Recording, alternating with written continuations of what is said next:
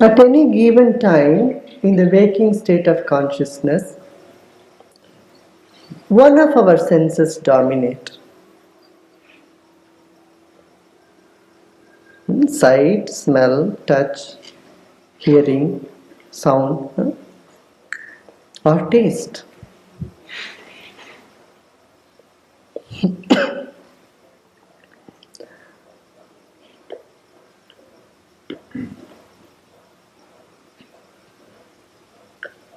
Now, what is the purpose of each of these senses? What do we want through any of the senses? There is a feeling of elevation, joy, isn't it? Only when something is joyful, you would like to look at it. Something doesn't give you, it's not pleasing to you, doesn't give you joy, then why do you want to look at it? You don't, right? Same thing in music, nice music, you like to listen to it.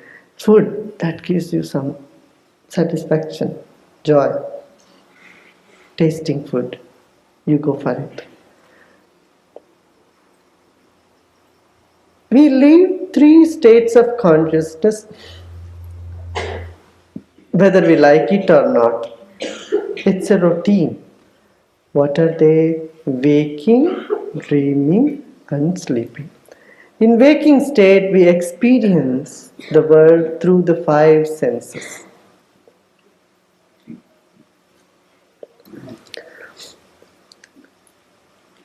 Our mind or our self is much bigger than the senses.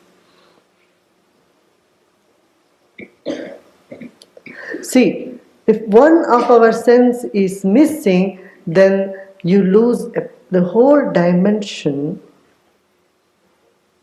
of that sense. Suppose you cannot hear, then the whole arena of sound is left out by you. It's missing to you. Same thing, you cannot see, then all colors, the whole sight is left out of you. Isn't it?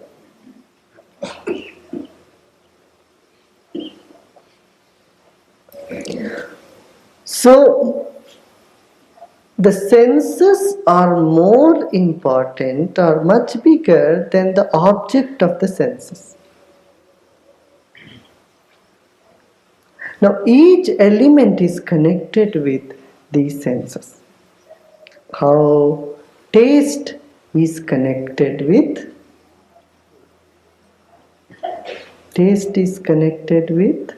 water element. If there is no water or saliva in your mouth, you cannot taste the liquid.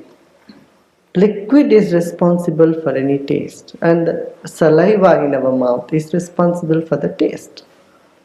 So water element is connected with taste, and earth element is connected with smell.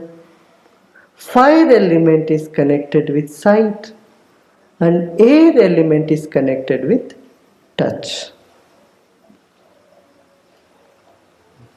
Touch or prana is very much connected with air element. And sound is connected with ether, space, akasha.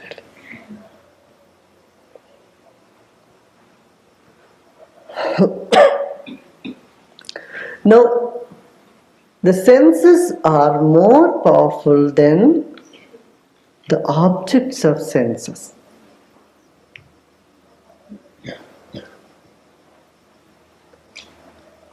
Do you see what I'm saying?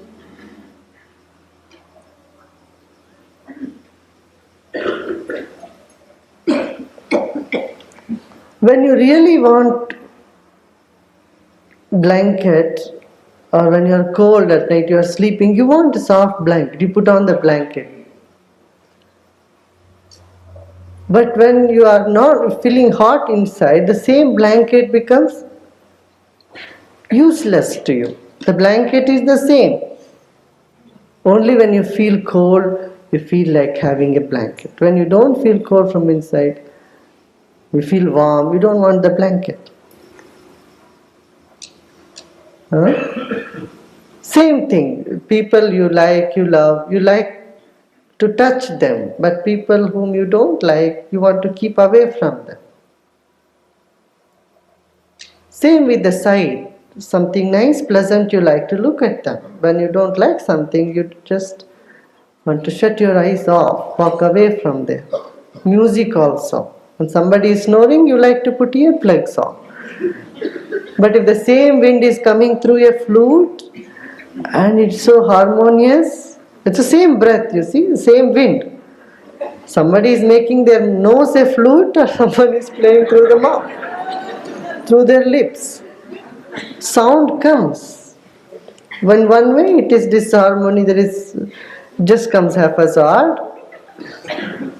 But in another way, through the flute, the same breath is flowing, regulated. You feel very pleasant, you hear it and sleep with it.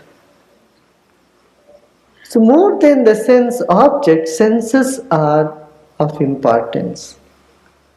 Now more than the sense is our mind, because our senses have a limitation to enjoy. They have limited capacity. How much can you see? How much can you touch? How much can you smell? How much can you hear? Because each sense gets tired within short period. However beautiful a sight is, a view is, you cannot go on looking at it. In a short while, the eyes close and you want to get back to yourself. Because every experience is expense. That's what we spend. Spend our energy. So more than that, the mind is infinite. Its desires are in more. But the capacity to enjoy by the senses are little, are small. This imbalance in the system will remain. See, greed is what? Greed is you want more and more objects. How much can you eat? You can only eat that much chocolate. But the greed is what? Okay, I will have all the chocolate. How much money can you spend in your whole lifetime? A limited amount. But greed is what? Oh, I will have plenty of it. What you will do with plenty? Nothing, you will keep in bank and die. And somebody behind you will fight for that money you have left over. This is what is happening in the world. Giving too much importance to the objects creates greed. Giving too much importance to the sense creates lust. Giving too much importance to the mind and its desire creates delusion. We hang on to the concepts in the mind and we think, oh, this is a very old concept. I want this way, I want this way, I want that way. So your imaginations, your concepts in the mind, they clog you from experience of the infinite consciousness that we have.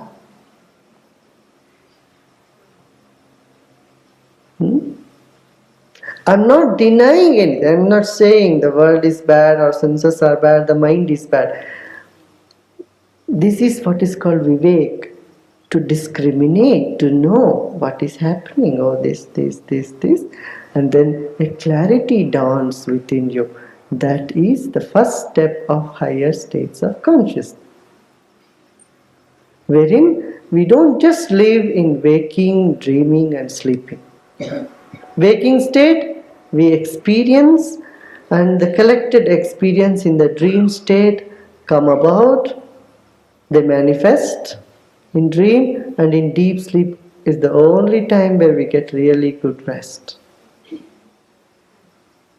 Now, there is a fourth state of consciousness which we all know by our meditation, which was neither waking, nor dreaming, nor sleeping, but something in between, wherein we know we are, but we do not know where we are.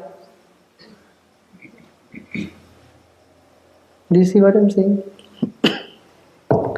This knowledge of I am here, but I don't know where I am, what I am, but I am. This is the fourth state, a glimpse of it, which gives deep rest, the deepest possible rest you could ever have. The mind becomes so fresh and delicate and beautiful. Just taking a dip into the fourth state. That fourth state is what is called Shiva. Shivam Shantam Advaitam Chaturtam Manyante Sa Atma Sa Viggeya. That is worth knowing, this fourth state, wherein I am awake and at rest together.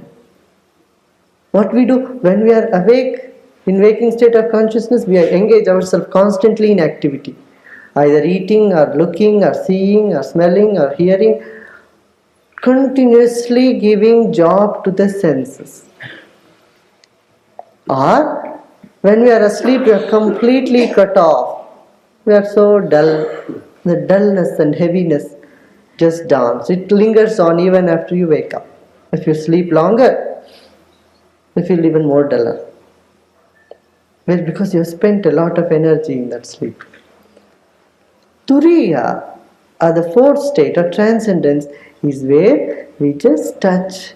We take the mantra and we drop the mantra, and we find there is no mantra, there is no thought, and even few moments of very peaceful, deep rest we experience. And the more we cultivate this, because this meditation is like a seed. The more you water it, the more you grow it, it grows. Fertilizers you put it, then it grows into a tree. Like that in meditation, what happens? This state, as you keep doing it regularly, not that one day you do, next day you don't do it, then it doesn't help. So if you do it regularly, then it cultures the whole nervous system. Our whole body, physiology undergoes a change.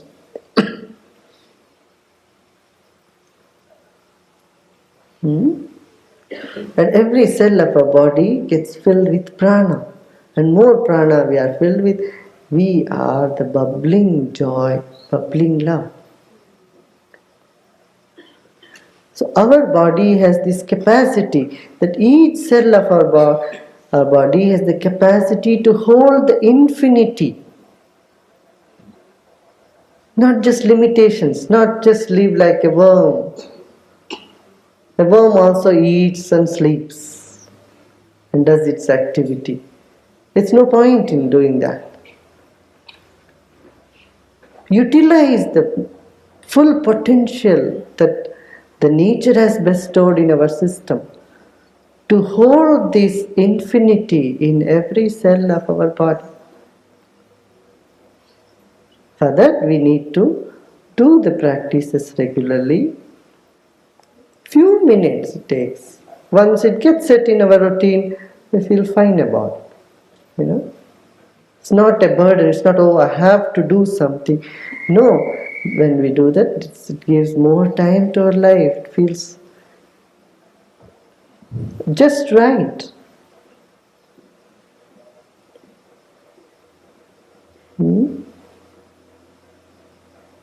So culturing that meditation into our system is normal.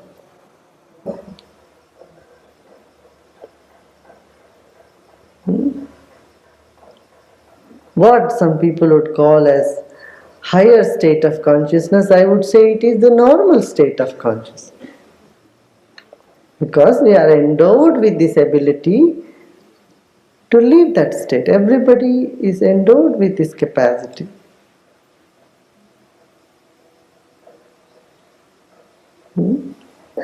Two things happen here. One is it prevents from stresses to come into the system. Another thing, deep-rooted stresses in the system are let out. Simultaneously, they start happening. And we tap the source that we are, that joy. That you are joy, you are happy, fulfilled. And when you are happy, fulfilled, then what happens as this state cultures more and more, anything you see, you feel, you look, you enjoy in the world becomes more intense and more beautiful. Then each one of your senses do all the other jobs. It's not like you're just looking, you're not just looking, you're also hugging, you're also smelling, you're all, each one of the senses would do all the other.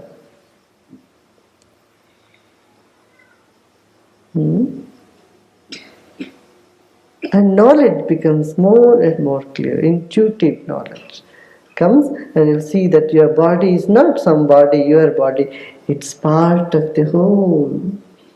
It's part of this entire creation, and creation is part of you. You are part of the creation. So when the fourth state becomes more and more and more in daily life, then fifth state of consciousness dawns, which one calls cosmic consciousness, means being aware of the whole cosmos as part of oneself.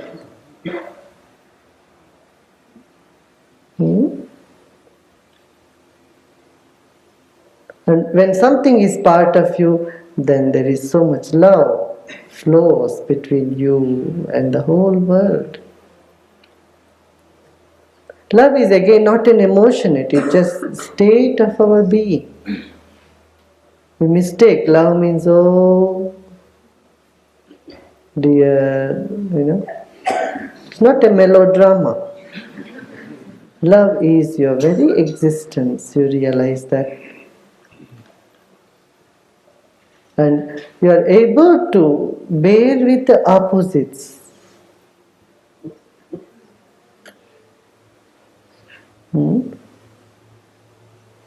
So even something disturbs you, you get upset or angry or disappointed, disgusted, all these fleeting emotions, they just come for a few seconds and they go away. You don't just hold on to them and go on in that trip. Usually what happens when we have pleasant emotion, they come and they go. We let them go. But when unpleasant emotions come, we are so fond of them, we just grab them and hold on to them. 99% of the population in the world are used to this type of living, holding on to the negative. Now, when our consciousness gets more and more free, more and more culture, what happens? This thing first disappears, that you are able to be in the moment, every day, every moment, and let go of things. Because in the world, you are with people, however good they are, however good you are bound to get some misunderstandings. In any relationship, this comes up. And then once a little misunderstanding comes, or feelings get distorted inside you, then the whole horde of things follow them. But if you are able to let go and be focused on this ability of consciousness to play and display its glory every moment, you are saved from all this.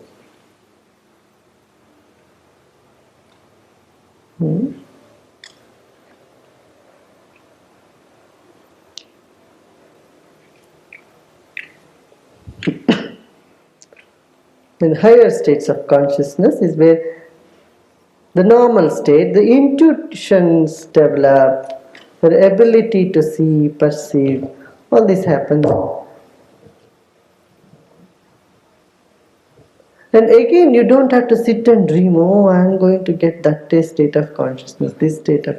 I tell you, the highest is the simplest.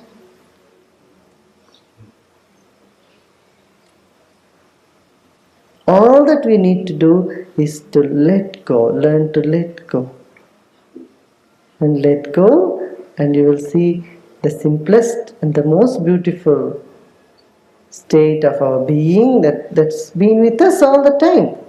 Has never left us. But we just had come under some clouds, and through this knowledge, through this grace and knowledge and wisdom, those clouds, they disappear. They come down as showers and help you grow.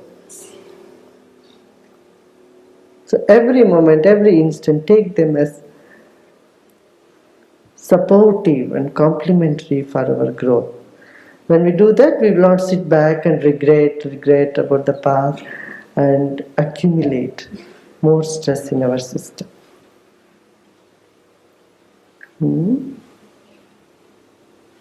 Now, another thing is about the knowledge. We have an idea that higher state of consciousness, somebody in higher state should be knowing everything all the time. Yeah, your mind, consciousness has this ability to know everything all the time. But it need not be. In the sense, see, you know you have hairs in your head, right? But do you know how many hairs you have? But even if one single hair is pulled, you know it, right? You can feel it.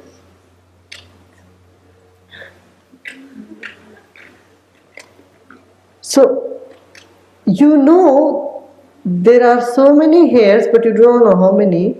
But even if one hair is in trouble or pulled, you can very well feel it, you know it. The same is with our consciousness.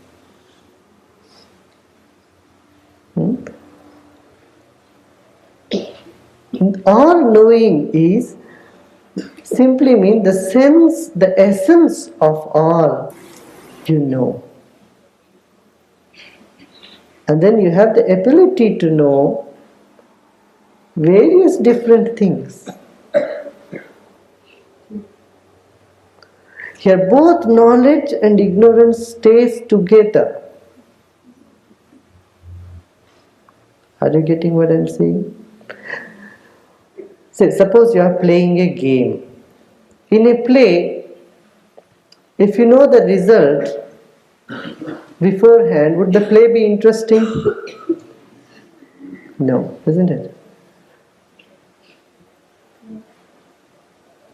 If you know the result of a game, then you won't play sincerely.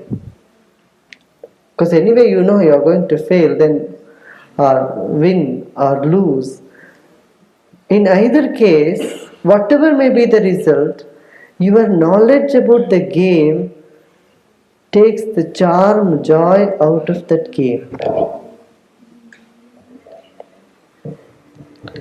So, not knowing makes a play real, sincere, and lot of fun. Do you see what I'm saying? Suppose you are friends with somebody and you know that friend is going to let you down after 10 years. You won't be friends with them today. Right? And if everything in life is so smooth, there will be no events happening. There will be no fun. Do you see what I'm saying? Fun or joy of a story is in its suspense. If you know the end of the story, even before you begin the story, then there is no fun at all. Same thing in this world. This entire universe, our human life, is a drama, is a fun.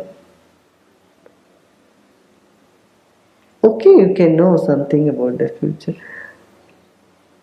Doesn't matter, but take it light and easy. But the director can anytime change anything, any act of the play. What is so big about this one life? One life is nothing, just 80 years, 60, 70, 80 years. What is it? You have had so many such coming in this world. So many bodies. You have done so many things. Just see from this angle, see that one life is nothing. It's very small time. When you can realize this, when you can feel this, you'll see you'll not be bothered by a little thing here and there. Because every up, every down is all for making your life more wonderful, joyful. Make the play interesting. If not for you, at least for somebody else.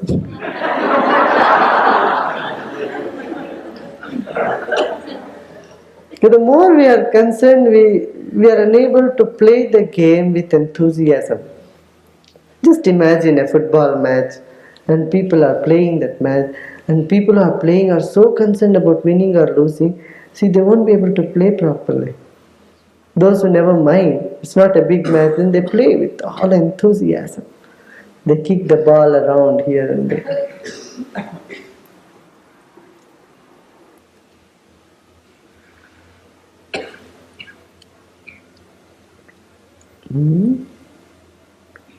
When we open ourselves to the consciousness, to that moment, any particular moment, what is happening at this moment in the world, enormous activities happen. This moment, in this whole creation, just imagine from God's eye, you look to this moment, what's happening in this world, in this creation. Millions of things are happening. Many people are waking up from their bed, and many have gone into the bed, started snoring, and many are preparing to go, many are eating, many are driving.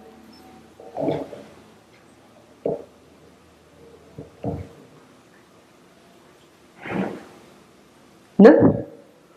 Right this moment, what is the time now? 8:30. See what is happening at 8:30 in the whole world.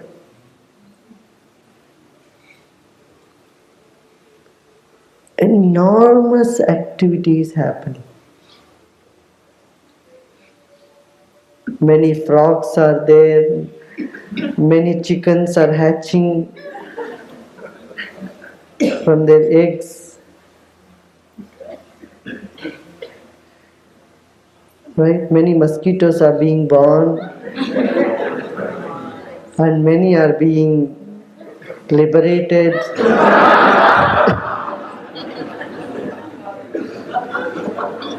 This moment, and so many viruses, so many bacteria,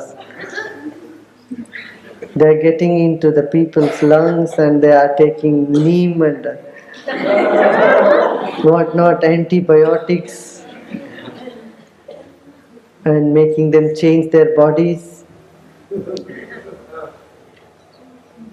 So many rats, snakes, birds. Many birds are sleeping, many have woken up. Around the world, zillions of things are happening this moment. In that you are one, sitting and listening to me now, or pretending you are listening.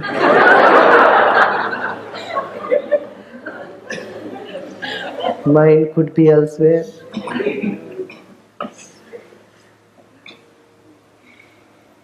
Do you see?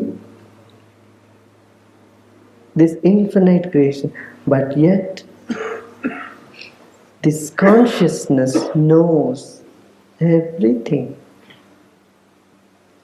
Deep inside you, everyone knows about everything in the world. Knowledge is present there. You can demonstrate it here and there.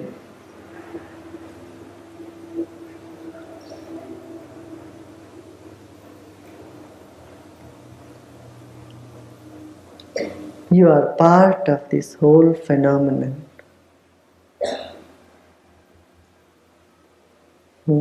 So there is no division in the world. This is spiritual life, this is material life, this life is that. It's all one life. And regarding life is spiritual life. Reverence to life in this planet is spiritual life. Life becomes more important than matter. Your values are more important to you. You grow in them, then you are leading a life which is worth living, for which we are born. No? You think so? And the simple techniques of meditation will help you, and you continue practicing it few days, and now and then go for a retreat for 4-5 days, at least twice a year, everyone, or thrice a year. Take a little silence, go deeper into meditation. You'll find to your whole system, physically, mentally, spiritually, elevated. Elevated to that highest which is already present. Don't imagine, think someday high state of consciousness is going to drop on your head from the heaven. It's not going to happen. It's just the unfolding, the little sapling in you. It needs more water every day. More water, more manure, good sunlight. It will start growing. No? Here you will see there are some coconut palms, some palm trees which would yield in 3 years. There are some other palm trees which will take 10 years to yield. And if you don't put proper manure, they will never yield. They will be, for 50 years, they will simply be there. No? So this knowledge and practice, both together. It's not just you do practice and when you wake up from the practice, you find a gap between your practice and the world. Then there is conflict. No?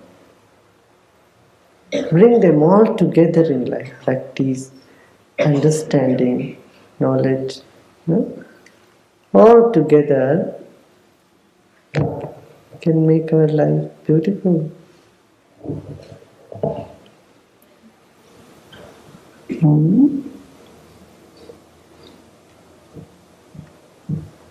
So growing in higher states of consciousness, you will see that you are not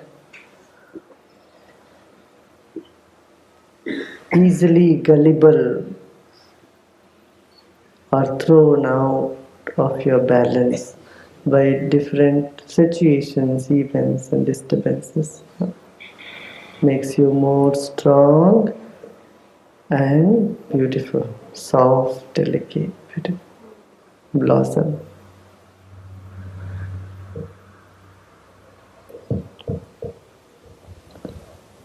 And yet there is no condition. It's possible someone could still accommodate all the opposite values.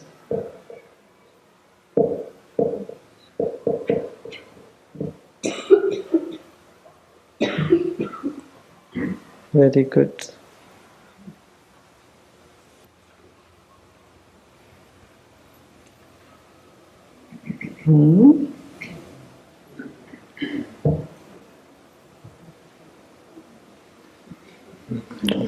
जय जय राधा रमण हरि बोल,